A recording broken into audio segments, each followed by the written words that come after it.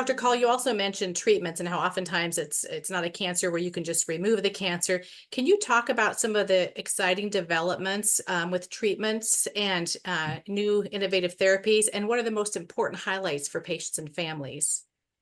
Yeah, there's a lot to talk about here. So I'll start with how we approach a newly diagnosed patient, and then we'll go into how we approach patients who have relapse disease. So the most often, or the most common way a follicular lymphoma patient comes to medical attention is they just either notice a lump from an enlarging lymph node, or some enlarged lymph nodes are just found incidentally because they're having some testing for some other condition. And so, like I said, very often patients don't have symptoms. That's very typical. Occasionally, the patients will have symptoms, and those symptoms might be pain from a large lymph node mass that's pushing on something. Occasionally, they might have fevers or night sweats. They wake up in the middle of the night just drenching wet, or unexplained weight loss. Those would be symptoms that can occur in follicular lymphoma. But most patients who come to see us for the first time don't have symptoms. When we have a newly diagnosed patient, and it takes a biopsy to make the diagnosis, we then need to do the staging evaluation. So that involves some sort of imaging. And nowadays, that's usually in the form of what's called a PET scan, which gives us a good snapshot of the whole body. And it'll show us, enlarged lymph nodes. And then the PET portion of the scan will show us if the lymph nodes are metabolically more active. So they show up as these bright spots on the PET scan. And that's what allows us to stage the patient. It tells us where the disease is located and how much of the disease we see. And so I'm often telling patients, I don't worry so much about the stage. I worry more about the disease burden. So the way I explain that to patient is, suppose I could take all the follicular lymphoma cells out of your body and I made a pile. How big is the pile? And that's actually, I think, more important than the stage in determining our initial strategy.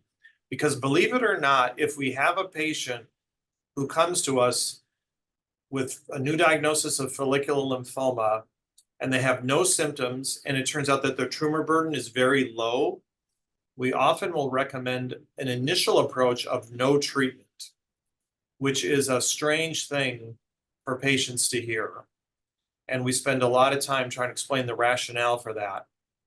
So I'll try to explain that to you now. Follicular lymphoma is hard to cure. So it's this weird cancer in that it's slow moving. It often doesn't make people sick.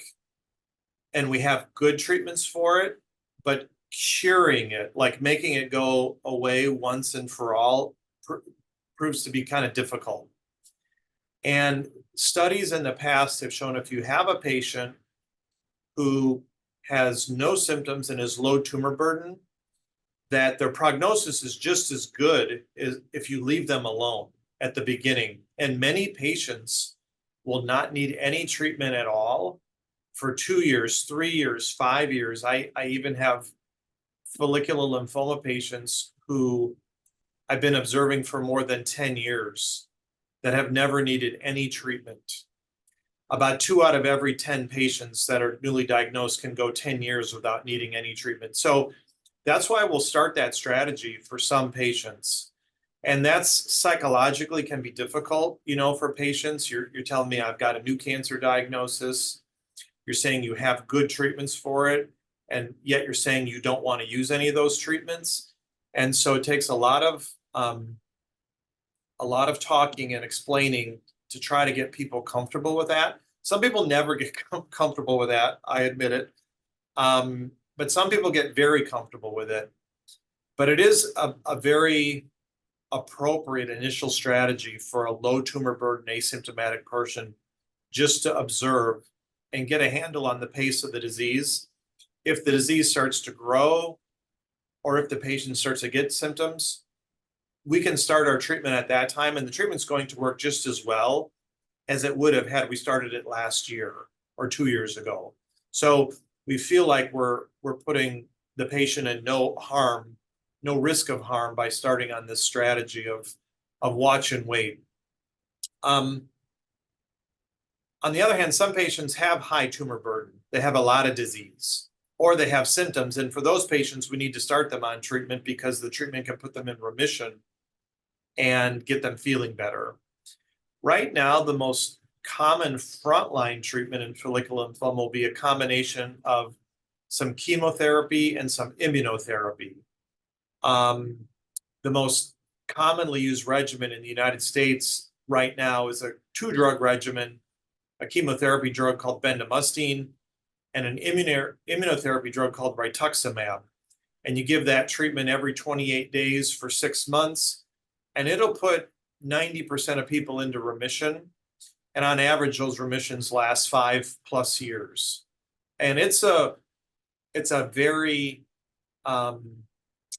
very tolerable treatment. It's not too bad as far as chemotherapy goes. Most people don't lose their hair. They don't get peripheral neuropathy that sometimes chemotherapy drugs give. It's not too bad for nausea and things like that. I'm not saying it's easy or it's fun. It's none of that. But as far as chemo goes, it's not too bad. And it's effective. It is very effective. And I've given that treatment, and I have people who are still in their first remission, 10 years later. So you can get, for some people, you can get these really long remissions.